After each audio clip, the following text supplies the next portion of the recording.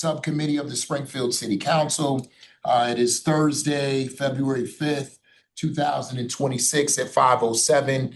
I apologize for the delay as our general government meeting ran a bit over. Mr. No, I'm joined by my colleague on the committee, Councilor Delgado. I also believe I'm joined online by Councilor Govan, and then also a committee member, Councilor Perez. So I certainly appreciate everyone for taking the time out of their schedule to be here today. And Auditor No, I'm going to turn this meeting over to you. It looks like item number 1 is a presentation and discussion of the food service management at Springfield Public Schools. Thank you, Chairman Hurst, for convening the meeting today. I appreciate the opportunity to to update the committee on the food service management contract review at Springfield Public Schools and to present the Office of Internal Audit's FY27 audit goals. So in regards to the first item, the food service management contract, I will share my screen to go over the audit report.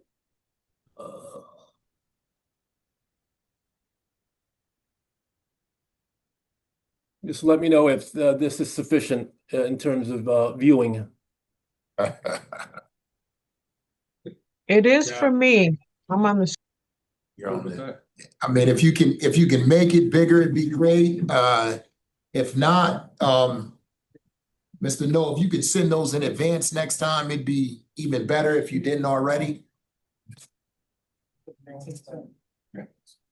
All right, so I will get right into it, and my door is always open. Our process is that we present the audit report during the audit committee meeting, and if there are subsequent questions on the report, my door is always open to go over them with any members of City Council in an off meeting. So with that, I'll just go over the highlights of the report. I'm not going to go over every finding and recommendations, but those that we deemed high risk. So first, I want to start off by acknowledging the following individuals. First, Cecilia Goulet from our office for her exceptional work on this audit. I also want to thank Pat Roach, Tim Gray, and the Culinary Center team for their cooperation and assistance during the audit. So with that, I'll get into it. I'll turn to page 3 of our audit report, just to give you a background of the food service program at Springfield Public Schools. So Sodexo manages the district's food service program. I think they've been doing this since 2006. The program serves approximately 30,000 students at 71 meal sites, of which 59 are Springfield Public School buildings. The district operates a culinary facility at 75 Cadwell Street, referred to as the Culinary and Nutrition Center. I don't know if any of counselors have been there, but it's a modern facility. We took a tour of it and we were pretty impressed. The center houses office, food manufacturing, and warehouse space. I'll turn to page 4 just to give you some numbers. So the Springfield Public Schools receives revenue from federal and state agencies as reimbursements for monthly reported meals served and sales from vending machine and catering. So we're talking about reimbursements to the tune of $35 million for FY24. Then I'll turn just in the middle of the page here, point out the district reimburses Sodexo for contractually allowed costs and also pays them a management fee. So the FY25 contract value was approximately $30 million, of which the management fee was $1.5 million. So, and just to go over some of the expenses in the contract, you have labor that gets reimbursed, product like food purchases, controllables, supplies, services, and non-controllables, fixed or semi-fixed expenses such as depreciation, insurance, and taxes. So if you take a look at this graph, most of the expenses related to the food program has to do with labor. I think it's about a little over 14 million. And then you have food comprising about 8.6 million. Moving on to the next page, our objective. So our objective for this audit was to ensure Sodexo's compliance with key contractual terms. So we're just looking at the contract, and that's it. We want to see if Sodexo had complied with the contract, and if they didn't, we want to call out what items that they didn't comply with. What we didn't evaluate was the other items that are addressed by, I guess, federal and state agencies, such as food safety, meal counts, meal nutritional quality. So the scope, we looked at fiscal year 24, 25. We also looked at data dating back to fiscal year 2019. So with that, I'll go right into our first finding. So our first finding, by the way, I want to mention that if any counselors have questions as I'm presenting findings and recommendations, please feel free to interrupt. So finding one has to do with a potential double dipping regarding management fees. So we've identified a conflict between the contractual terms and the actual billing practices from FY22 to FY25. So the contract term says the management fee totaling 5.2 million over 4 years is supposed to cover specific functions like corporate supervision, financial reporting, auditing, marketing, and purchasing administration. Here's the issue. The city also reimburses Sodexo for full salaries and benefits of staff, such as the resident district manager, finance manager, procurement managers, and these roles align with the functions already covered in the management fee. So there could be a potential financial impact. These specific salaries cost approximately $489,000 annually. So what we recommended is that the district look into this potential double billing. So what are we paying? What is the district paying for management fee if we're already paying the salaries for these individuals that are covered, in the functions incorporated in the management fee? Their response was that, no, it's not a double billing because it was always the intention to pay the salaries of these local employees of Sodexo, and that the management fee was strictly corporate type of expenses, such as marketing. So there's a difference between local and corporate.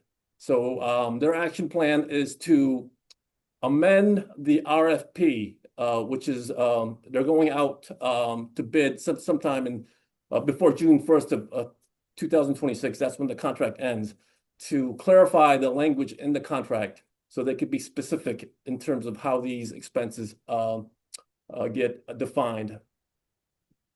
Any questions? Any questions? Councilor Delgado, and I'm sorry, before we do that, Paper copy? there is not. Liz, do you want to introduce yourself? And since I didn't highlight the fact that I wasn't sure if guests were supposed to even speak. No, you'll have the opportunity to speak, Okay. absolutely, if you'd like to. But I do- My name is Liz Ogilvy. I'm with the Springfield Food Policy Council. We helped raise some of the money to build the Culinary Nutrition Center. I have been like the watchdog on school food, for lack of better language, for 15 years or something. So thank you, Liz, and we'll circle back around to you if you have questions as well. Councilor Delgado. Thank you, Mr. Chair. Just a quick question. Is this a 5-year contract? And when was the last time that this contract was Yeah, it is a 5-year contract, and the contract expires this year in fiscal on June 30th of 2026. So it will go out to bid again. All right, no other questions. Counselor Govan?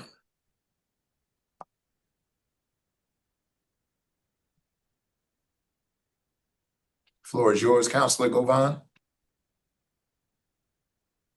Thank you, Mr. Chair. And thank you for this audit, Director No. My question, I guess, the double, what seems to be double dipping is very concerning to me because of, the city's status with financials and, trying to make sure that our property tax owners aren't paying too much. But anyways, I don't know when it is that I'm going to be able to bring this up or if you're going to talk about the food directly. And I'm really glad that Liz Ogilvy is there because I've been talking to parents and children over the last few years since homegrown took over. And it seems like we're wasting money giving out these lunches because a lot of kids don't eat them. There's a lot of waste. And I'm really excited that the contract is ending on June 1st so that we could maybe take a look at some alternative ways of feeding our children where they'll eat the food and it still be nutritious. And it will be, beneficial for the entire city, maybe even cheaper, honestly. Thank you, Counselor Govan. That, Mr. No? Mr. No, So yeah, I'll be happy to thank you. talk more about the audit, but in terms of the food program, I think that's best directed towards Tim Gray and Pat Roach. Okay. Quick question. Thank you, Counselor Govan. Quick question, Mr. No. Who reviews these contracts? Who reviewed this particular contract? Was that the school department? Was that the law department? It's the school department, the food service, they're responsible for this contract, along with the business office, and the law department is involved in drafting the contract. And so, what was their response to this? Was it just like I missed it, or? Their response was that it was always the intention that these salaried individuals were an allowable expense, even though some of the functions that they perform are included in the management fee. But as I mentioned, it's not clearly defined in the contract. I mean, if you read the contract, it's management fee is defined by function, not by location. Mm. So they're amenable in the upcoming contract to, if they use the Sodexo to address that from a monetary standpoint. Well, they're going to, they've agreed to amend the contract to clearly spell out the division of responsibility. Okay. If there are no other questions, you can. Actually, one more question. Counselor Delgado. Are we able to get what has been currently been spent within that the double building that you put up there? So I know you probably don't have it now, but at a later time to spell out what exactly we've been paying for on the contract side and then what we've been paying for on the salary side.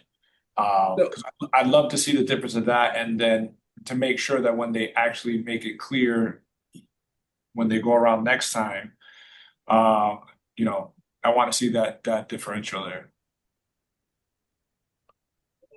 Right. If I may, Mr. Chair. Yeah. Mr. No. Go ahead, No. Yeah. So I just wanted to reiterate the management and Pat or Tim, you can correct me if I'm wrong when I indicate this, but it's the district's policy that this was always their intent to have these local salaries be an allowable expense and not part of the management fee. even though the contract doesn't specify that. Well, when you say local salaries, what is local salaries mean? Like, what are the local salaries that we're covering and what Like is? the finance manager, the district manager, the procurement manager. So these are all salaries that they have Sodexo employees working at the nutrition center in Springfield, and they're on site. Got it. And Mr. Gray, you were gonna elaborate Yeah, further. my name's Tim Gray, and I'm the food service administrator. So in our last RFP that we went out 5 years ago, we called for these management positions in our RFP. The confusion is that we always need these positions, and what happens is the local finances get rolled up to Sodexo corporate, and Sodexo corporate does their thing with their finances. So it was always our intention of having these positions because, quite frankly, we couldn't even operate without them. Another thing that I'd like to talk about a little bit is the marketing. So Sodexo marketing is Sodexo corporate marketing, and we didn't want to use that marketing. We developed our homegrown Springfield label. A student at Putnam High School about 5 years ago came up with the whole concept of homegrown Springfield. It was a contest. She won it, and everything that we do under the roof at the Culinary and Nutrition Center is under the homegrown Springfield label. So we want our own marketing. We want homegrown Springfield on our uniforms. We want homegrown Springfield on any marketing material. All of our menus are homegrown Springfield. So that's something as well that we call out in the RFP. So that's above and beyond anything Sodexo would have given us. So I just want to circle back. I don't know if that is directly related to what it is that we're talking about or something, Mr. No, that you're going to get to the future. But just to circle back, I want to first acknowledge that we're joined by Madam President, Councilor Whitfield. And just to stay on that, was that what you just said related to this particular topic, or is that something we're going to get to? Oh, I'd say I think Mr. Gray was referring to the local salaries for these people performing these functions. It was built into the RFP that the district would pay for the salaries of like the finance manager, the operations manager, procurement manager as an allowable expense, despite what the contract called for, saying that, the management fee includes these functions. So, if anything, the contract is not clear. So, we're certainly sticking to our finding in that the contract should be definitive in terms of what the management fee entails and what these people who are paid who are local and paid salary, how they are reimbursed as an allowable expense, even though they may share cross functions. So the contract doesn't define that. So we're clearly looking at the contract and what the contract says, and the contract doesn't say that these people will be reimbursed for performing these functions. Got it. Councilor Govan. Thank you, Mr. Chair. And thank you, No and Tim Ray. So I guess I would like to know who is management? Who are we paying? Or are we sending a lump sum to management and then we're paying salaries here in the city of Springfield? I think knowing those delineations would help me better understand the contract. Because if we have an executive director here in the city of Springfield, who's the management? It just feels like there's a hidden entity that we don't know who's doing what or what's happening there. The food Does anyone service have? account is it's a revolving account. All expenses are paid through the food service account, through the state and federal reimbursements. There's no burden on our taxpayers at all to run our program. The Culinary and Nutrition Center, we actually were bonded from that project, and we pay that back as a rent payment every year.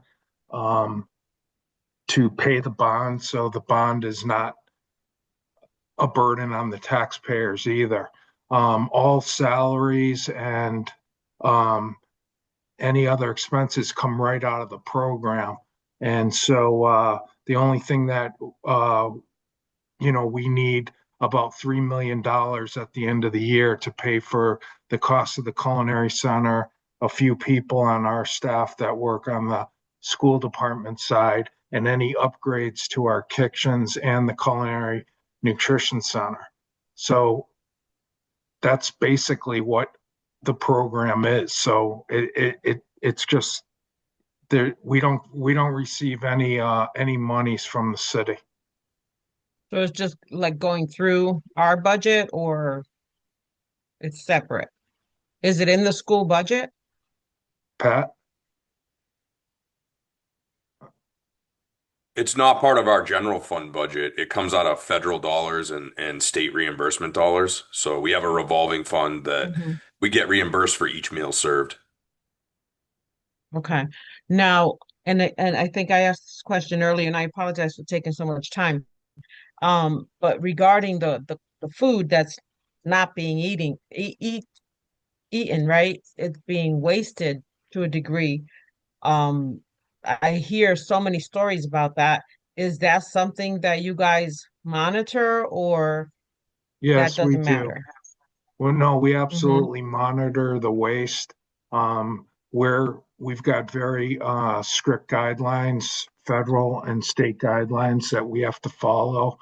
And we have to serve all of that food to the students, whether they want it or not. We have to meet the meal pattern, and we understand that some of it gets thrown out, but we have to adhere to a certain number of greens, a certain number of proteins, a certain number of uh, fruits and vegetables, and we follow those guidelines to the T. We get audited constantly by the USDA and DESE. They come in and audit us constantly. And that's why you see a waste. Right. Counselor Perez, and then we're going to turn it back over to Mr. No. And Mr. No, I think it might be a bit more helpful because since we only have a half hour left, for us to see if we can get a little further through the actual audit report. Counselor Perez. I just was reading the information that is on the screen, and one of the things that pops on me with the issue of conducting a detailed analysis to determine which management fee is related to expenses as being incorrectly include. Could you elaborate that when it comes, if I'm reading this in terms of the management, where does this request of analysis came from and what precipitated all this to be in a form of analyzing this Yeah. issue? Please. So if I can answer that, thank you, Council Perez, for your question. The issue came about by looking at the contract and what the contract calls for the management fee. So the management fee says it's by function, like includes marketing, auditing, procurement. So we also noted that there are Sodexo employees that the city pays their salary that perform these functions. So if they're performing these functions, then we came up to the question, what is the management fee for? If we're paying these Sodexo employees, why do we have this additional management fee that the city is paying? And this is when Pat Roach and the district said, yes, the management fee that the district pays relates to the corporate function.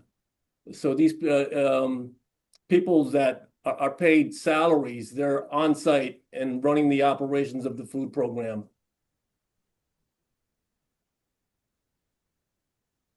Does that suffice, Counselor? Councilor What I, Perez? well, I think there's further room for discussion in this part of the matter because it seems very confusing and it's on the inception of being analyzed, correct? So there has not been an outcome solution as of yet. Who plays what role in terms of the financial part of it? So I think this is one of the important things that, in my personal opinion, we need to look at and then come back and see what will be the response after in order to understand all the other issues that have been brought forward. Thank you, Mr. Chair. I think you raise very valid points. I actually, and so as not to belabor this issue, I had another question. And that is, I know it was said earlier that we don't, even if we save money, are we going to receive any of the money that we save if everything comes from the state and the federal government? What does that make sense? Like if all of the funding, if we're not paying for this, any of this funding out of pocket, and you're coming up with ways in which the contract ought to save us money, are there other things that we can spend it on? What would we be able to recoup that money? Does that make sense? Yes, so as Pat Roach had mentioned, the revenue side comes from federal and state reimbursement for meals served. So that's the top line. And the expenses are what we pay out to Sodexo for managing the food program, which includes the management fee. So if there are less expenses to pay out, so that means there's more funds in the revolving fund for the food program. Okay. Okay. So there are benefits to making sure that we sift through exactly what are our needs and whether we're actually double billing. Right. And there's also the issue of, if I can add, there's also the issue that these programs are audited by federal and state agencies. And if they find that there were expenses that they deem questionable, they could claw back these funds from the district. So that could be an out-of-pocket expense for the city or the school system. Great point.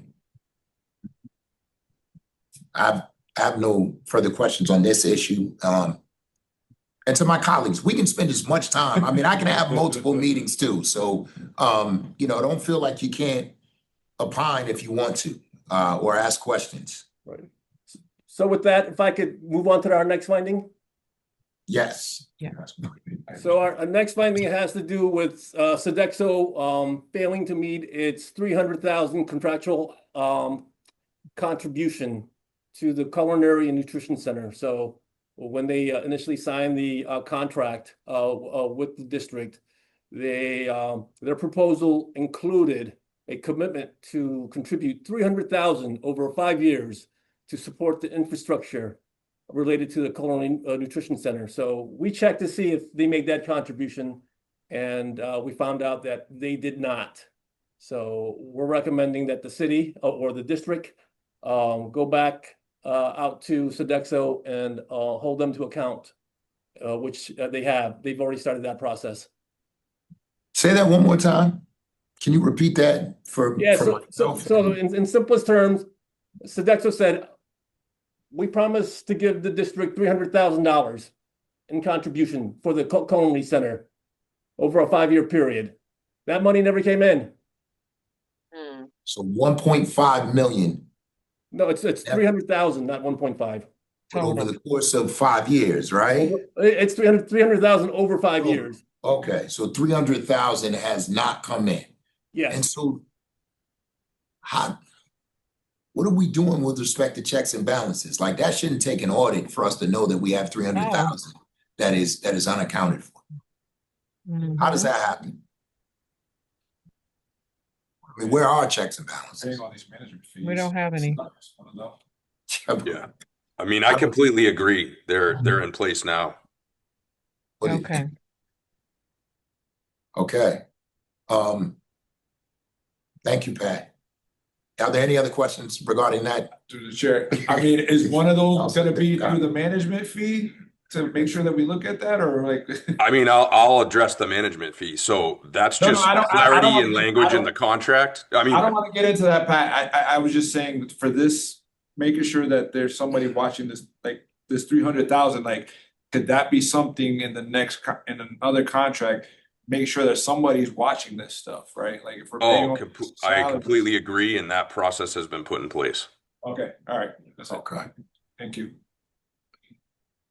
So, Mr. Doe, yes, was there any other I'll questions? move on to our next finding. I know we have a limited time. So the next finding has to do with the management fee, as discussed, in that it was incorrectly calculated, resulting in an overcharge of approximately $50,000 over like a 4-year period.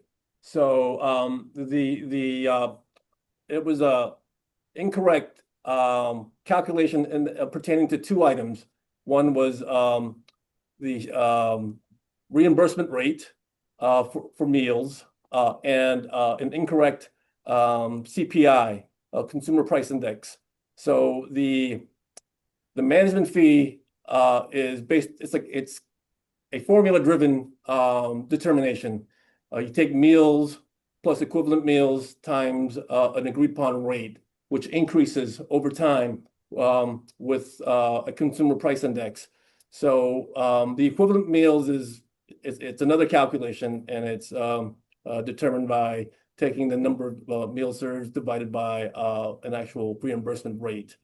So we noted that that reimbursement rate was stagnant for the years that we for the management fee years that we looked at, and in addition to that, there was incorrect CPI index used. So in the first year, 2022, 2023, they used an incorrect rate of 7.3 for all items, whereas they should have used a contractually mandated rate of 6.7 just for food and beverage. So what that did was inflate the base year of the management fee, resulting in an overcharge. And Pat and Sodexo reviewed this, and they're in agreement, and they're in the process of recouping this overcharge. It's already been Any recuperated. questions? We already got that monies back. I'm sorry, can you say that again? We already received that money. Okay. The city did? Any Yeah, council? the school department. Yep.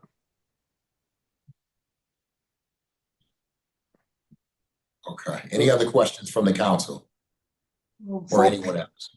Mr. Chair, for purpose of a comment, we are owed $300,000, but the refund has come back to Sodexo. And what was the amount? On the refund? Mr. No? So are you? So there's $300,000 in missed contributions from Sodexo. That's going to come back to the school department. In addition, the school department has already received approximately $50,000 or thereabouts for an overcharge in the management fee. Thank you. Thank you, Mr. Chair. I'm sorry, you actually caused me to raise another point. What is the plan for the $300,000 in terms of how that's going to be paid back to the school department? We haven't received it yet, but it's in process of being sent back to us. Sodexo agreed that they owe us the money, and they're in the process of getting it to us. Okay. It's to be used on the culinary center and equipment replacement in the culinary center. And I would imagine the same thing with the $50,000, correct? It's really 38,000 and some change, and that's going back into the food service account. Okay. Okay. Okay. Any other questions? Mr. No? Okay, so moving on to our next finding and recommendation, and it has to do with improper use of city vehicles. So this finding originally emanated from our fleet audit, which we completed in FY23. So what we identified in that audit was that city-owned vehicles were being used by Sodexo. The food contract specifies that Sodexo is responsible for providing its own transportation, fuel, maintenance.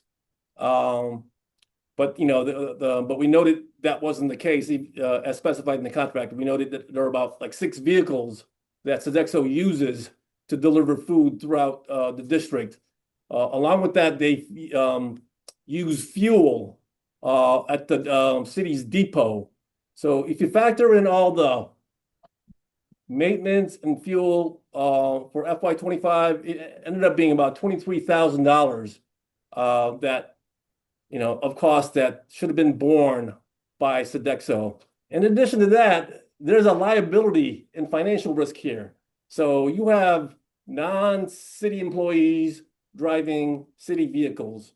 If there were to be an accident, a catastrophic accident, above and beyond what Sodexo employees' liability insurance covers, which is $1 million in the contract, then the city is at risk for anything above and beyond those insurance limits. So we brought this up during the fleet audit, and we're also bringing it up during this food audit because it's definitely applicable to the contract.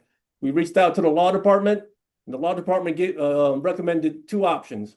1, enforce the contract, or 2, amend the contract to increase or modify the indemnity provision. So they recommended that there be specific language specifying that Sodexo agrees to use city vehicles in their existing condition, and the city shall not be held liable for any claims arising from Sodexo employees' use of city-owned vehicles. It's the latter recommendation that the school department is going to go with. So what about the reimbursement for the gas and the maintenance of the vehicles? So if I could take that, the Sodexo contract is a cost reimbursement contract. So any cost that they incur, they bill right back to us. So if they paid for the gas themselves, they would just bill it right back to us. If they paid for the repairs themselves, they would bill it right back to us. These vehicles are vehicles that were donated to us at the end of the last Sodexo contract. They had amortized it over the whole contract, and then they donated the vehicles to us, as well as some other ones we received on grants. But whether we pay it out of our side or they pay it out of their side, it's all being billed back to the program and the revolving fund. That's where it's all being paid from. So they donated vehicles to us for purposes of them using those vehicles at the end of the year? So what would have happened is they were leased vehicles and they had like a 0 value, and they let us assume the vehicles at the end of the lease. If not, the vehicles would have been turned back in and they would have had to lease new vehicles, which would have been a cost to the program. And so in turn, It's actually a cost savings by having the vehicles. We can spend more money on kids' meals. because we're paying for the vehicles regardless. We're paying for the vehicles regardless. So what we agreed with is that we should make sure it's clear in the contract that these vehicles, are on our side, and that, and what's their responsibility versus what's our responsibility. And we're in the process of doing the new RFP, and we're going to make sure all of that's clarified. All right, I think that went through a little bit more. Any other questions from councilors? I do, thank you, Mr. Chair. Councilor, Is there a clear delineation I'm assuming there's a clear delineation between who is a Sodexo employee and who is an SPS employee over there? That's my first question. And then the follow-up question is, because I heard you say that these are local people. Are these folks getting hired by SPS to then work for Sodexo, or Sodexo managing that whole process of hiring these local people that then work for Sodexo? I'm just trying to understand the delineation of SPS employees versus not, but also who's in charge of hiring those employees and rest? So our food service program has about 5 or 6 Springfield Public Schools employees. Um, Tim Gray and Nate Madera, who are on the call, as well as we have a couple facilities repair people because we maintain all our facilities, right? So we have our facilities repair people that maintain all our equipment. We're in charge of that. We have an IT person who maintains all of our IT equipment. And Tim and Nate oversee Sodexo and the operation and the finances from our standpoint. Sodexo has, and Tim, please speak up, 250 people in Springfield. I think there's 45 out of the culinary center. And like I said, please correct me if I'm wrong. I think there's 45 people out of there.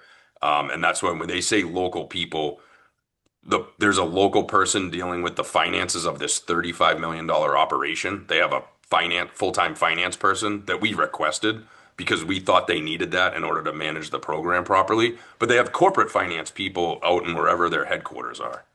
And so that's the when they say in district, it's the people who work in Springfield, have a desk next to Tim Gray in the culinary center. They all work out of the same offices.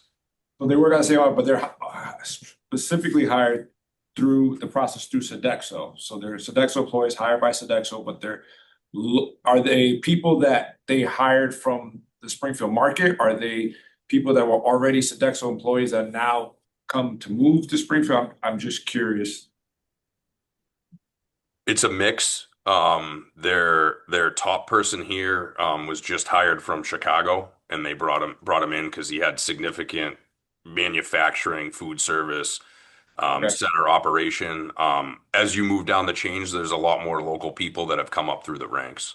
A lot more, but everybody lives. I mean, Tim, what's the percentage of people that live in Springfield? It's got to be over 80% are Springfield residents. I don't have the exact number, but I know it's way up there. All right. Thank you. Thank you, Councilor Delgado. Any other questions on this bullet point? Seeing none. Mr. No? Yes, so I'll move on to finding 5, and that has to do with insurance. So the audit reveals critical gaps where Sodexo's insurance documentation failed to meet contractual obligations. So this creating a financial and legal risk for the city. For example, we noted insufficient coverage limits. Sodexo provided a certificate for $8 million in umbrella liability instead of the contractually required $10 million in excess liability. There was also a requirement to list the city of Springfield as the additional insured, but that item was left blank. We also noted there were a commingling of limits. The vendor insurance certificate included an unrelated third party, the May Institute, as the additional insured. So here's the risk with that. That unrelated third party, if they have a claim, reduces the claim that could be potentially exercised by the city of Springfield. Also, the district was never informed about this third party. And there is no evidence that Sodexo provided insurance certificates for their subcontractors. So we made the recommendation that the district reach out to Sodexo and make sure that they come into compliance with the contract regarding insurance. So this is bad. But I guess my question, it's great that you're presenting this to us, and it's great, Mr. No, that you're doing and your team are doing what it is that they're doing, because we need it. I guess my question is, has Dr. Denal been made aware of this? Yes. Okay.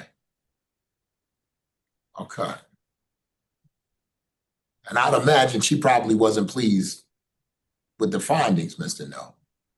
No, she wasn't. But again, it's a process, and the important thing here is that we brought these issues to light, and the school department has agreed to make corrective actions and fix the issues going forward. So they know what to look for.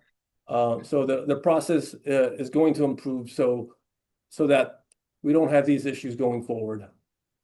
I only say that because some of the things that you're pointing out, Mr. No, first of all, I don't know, I don't recall seeing this many highs on an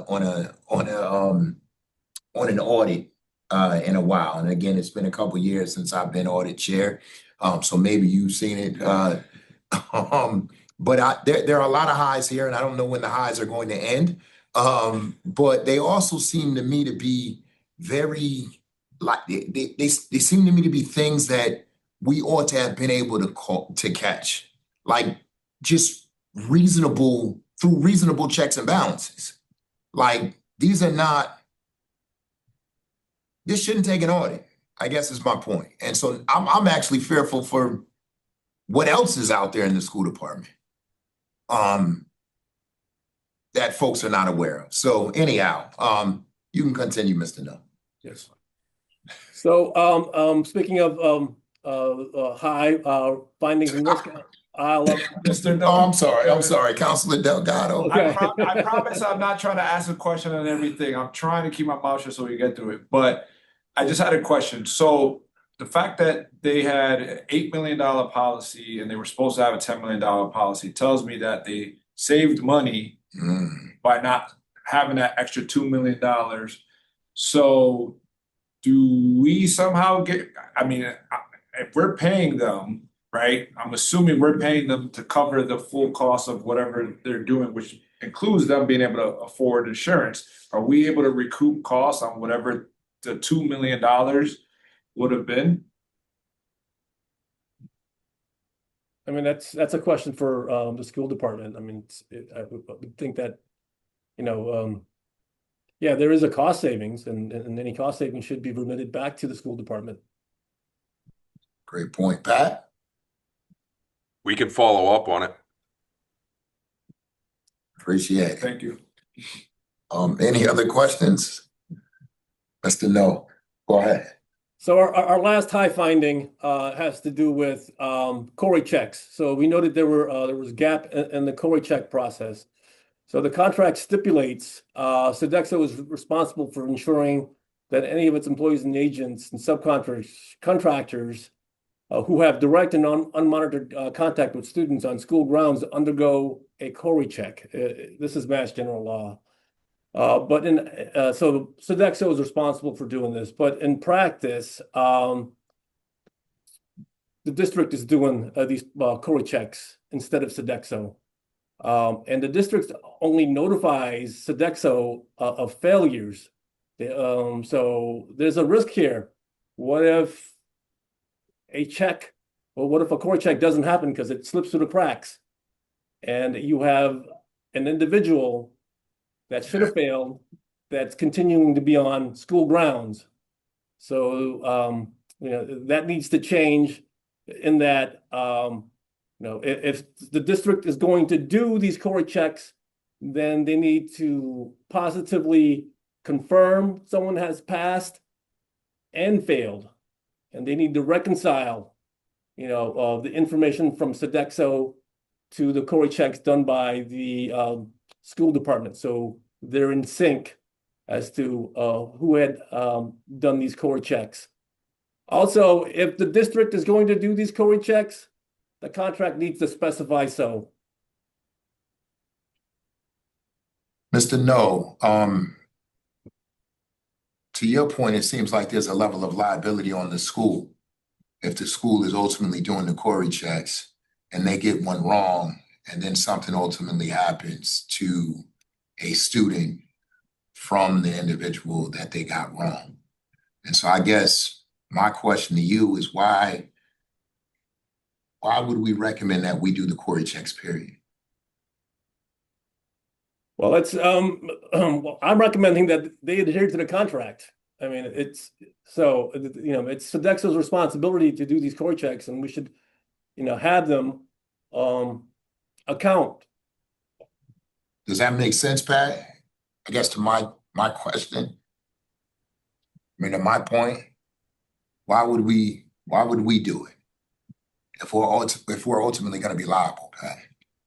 Safety and security oversees the process, and they sat down with Sodexo and tightened up the process. Tim, I don't know if you know more specifics on what exactly we're doing right now.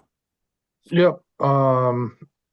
We had taken over the process right back over after COVID because we couldn't get Sodexo couldn't get the Corey checks done as fast as Springfield Public Schools could do it. And so that's how that started.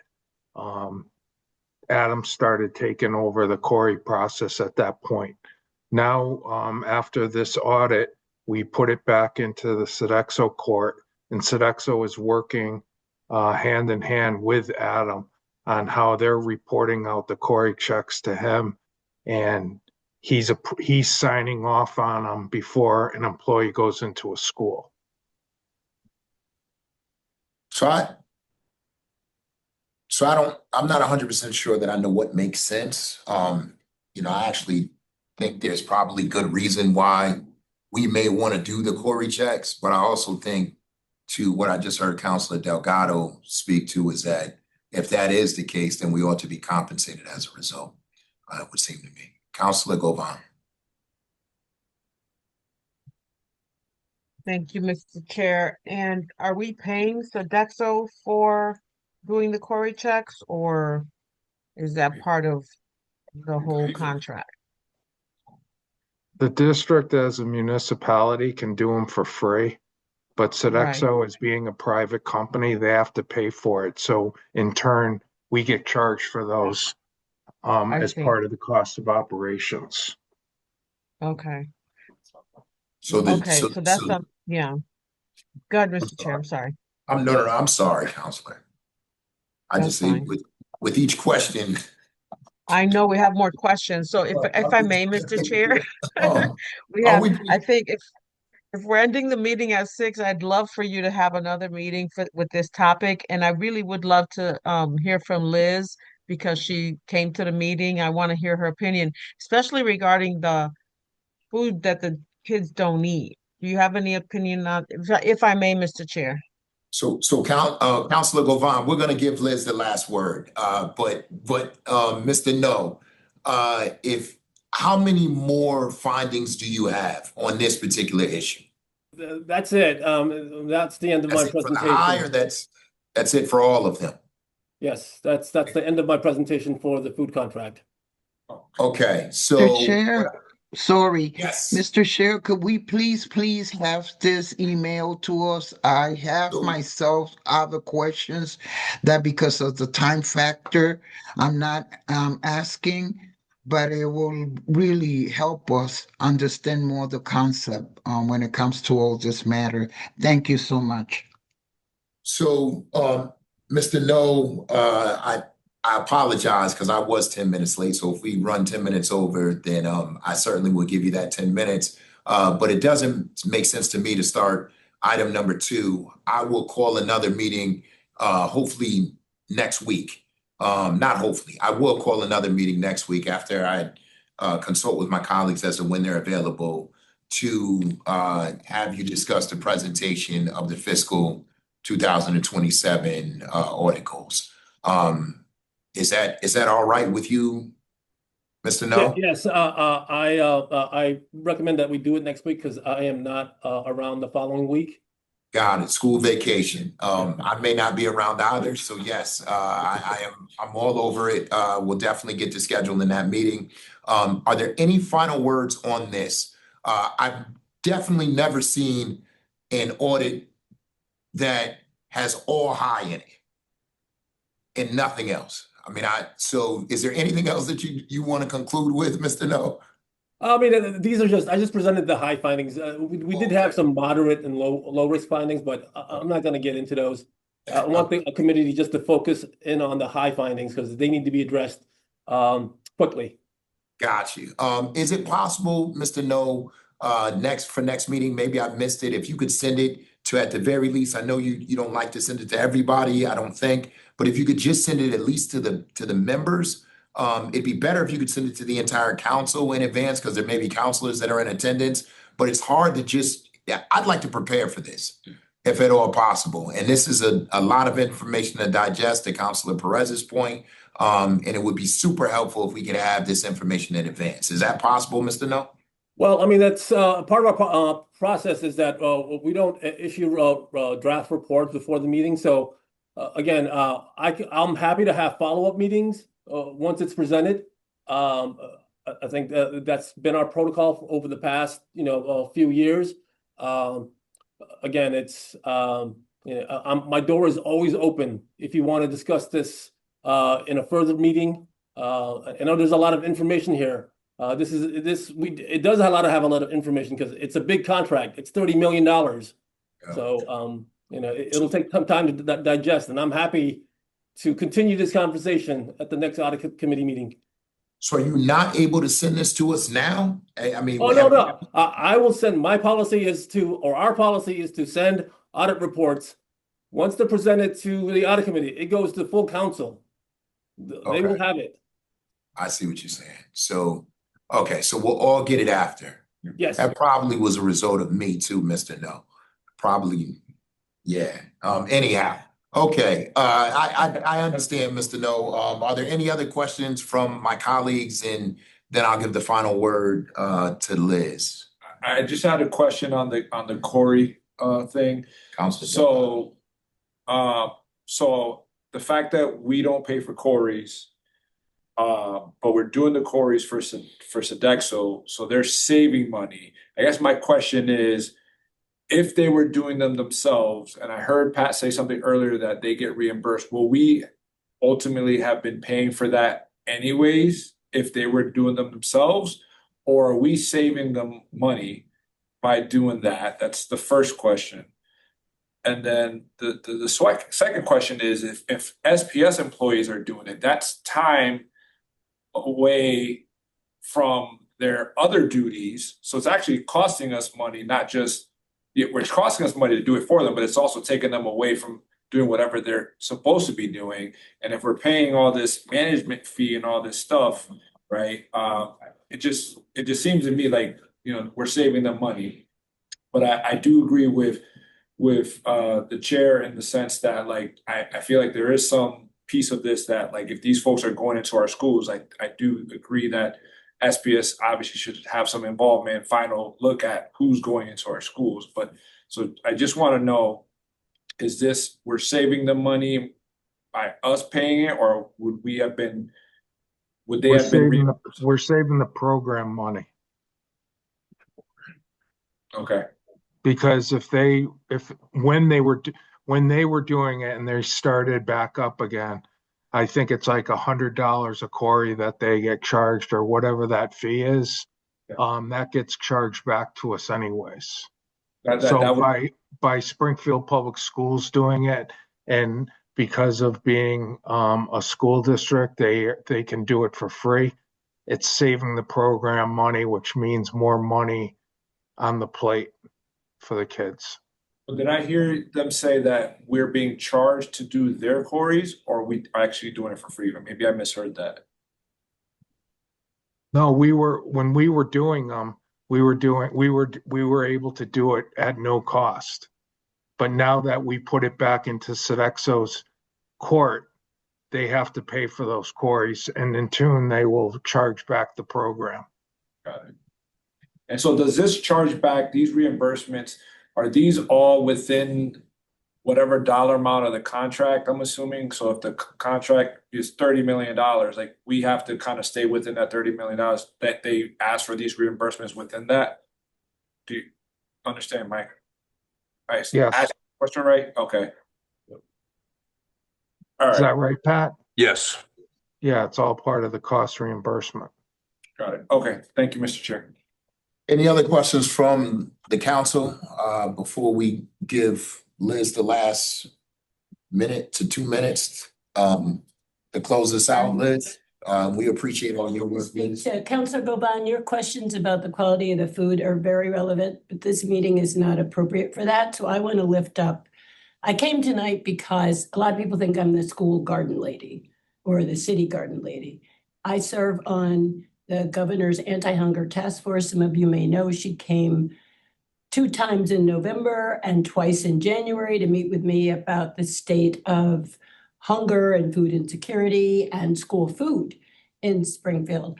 All of our children eat for free because they fall under a federal provision, community eligibility. We are at a moment in time when the current federal administration is looking so hard at every opportunity to slash and burn any programs that support lower income and, in my opinion, people of color. So CEP is under serious review. So when I heard there was an audit meeting, I wanted to come to listen for the financials. And Mr. No, it sounds like your audit is very thorough. It was startling to me as a resident to know that my counselors had not been provided with these findings to have time to really digest them and ask comprehensive questions. I understand you have a process. I serve on 3 state boards, and we would never accept getting findings visually in the middle of a meeting, but that's for the council to deal with. But some of the things that jump out at me that I think put our CEP eligibility in harm's way, our state is down $30 billion in federal funding. You may know this. And we are not paid. You hear everyone talk about universal meals. Our reimbursement comes directly from the feds. So if these findings alarmed the federal government, you could trust that there could be a pause in payment, which would devastate the operations of our food service program. So that's one thing I think your questions were brilliant, and I feel so much reassured financially around your looking at things. But these are big areas of risk. Sodexo is a multinational corporation. During the Biden administration, I served on a school food review committee appointed by the administration, and Rep. McGovern from Central Mass can tell you that. And I worked with districts across the country where Sodexo was in place, and they are masterful at getting contracts where there are large districts that fall under CEP, because that's where the money is. And I know some of the senior staff who are here locally, they are all good human beings, so I'm not casting dispersions on them. But I want to be really clear that the highest salaries are not paid to long-term Springfield residents. Those are the cafeteria staff that we all know. They are the folks who are cooking. So when you hear 80%, it's really important to dig a little deeper and see. And then this contract is coming up for renewal. And what we haven't done as a city, from my opinion, particularly well, is to invite competitors. Because for them to have had 4 5-year contracts and be making these kinds of mistakes is really troubling. And so I think there's separate conversations. You want to keep digging on this audit, but it's really time for the city council and the school committee to consider, are we being open and fair and competitive in our RFP process? Do we have other contracts to compare it to? Which is not to say that Sodexo may not be the ultimate winner, but I know when I'm competing for a grant, if I know I'm working against one person, I may not put as much effort into it as if I'm working against 20 other organizations. So I think those are all really important things to consider because food costs are incredibly high. So I know that what Sodexo may have projected 5 years ago is not what they can do now, because those costs, you see them, you go to the grocery store. And one of the things Sodexo pledged to do in the last contract was to buy more local food, which that goal hasn't been met. And why that matters is because even in this area, we have numbers of small farmers who could aggregate their food together and then be competitive with some of the larger, and I'm going to say it plainly, the farmers who are smaller are historically underserved and marginalized farmers, i.e. farmers of color. And who we buy from locally is a very well-established corporate almost farm. And I introduced them to the district many years ago. So it's a good farm, but it's not a farm that is reflective of our community. So I wanted you to hear those things. But I feel more assured as a resident, and I can communicate that back to other residents, that you are watching. But Sodexo isn't the only food service company in the world. And they do everything from school food all over the world to prison food. I say that intentionally so that you can understand, because you're all familiar with the school to prison pipeline. So that's all I have to say, and I really appreciate it. And Tim and Pat, it's nice to hear your voice. My eyes have gotten bad over the years, so I can't really see your faces. So so thank you, Liz. Always so informative. With that said, I think I've given you your 10 minutes back, Mr. No.